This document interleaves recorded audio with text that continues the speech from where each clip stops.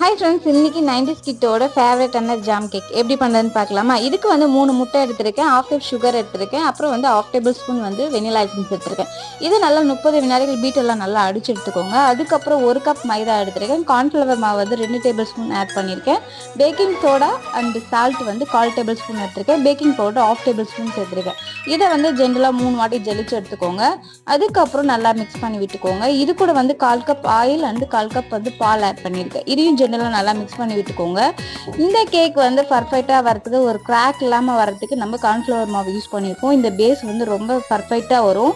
நீங்கள் வந்து இந்த பேஸ் மிக்ஸ் பண்ண சொல்லி நீங்கள் ஓடிஜை வந்து ஸ்டார்ட் பண்ணிவிடுங்க. 10 மினிட்ஸ் வந்து ப்ரீ ஹீட் பண்ணிக்கோங்க.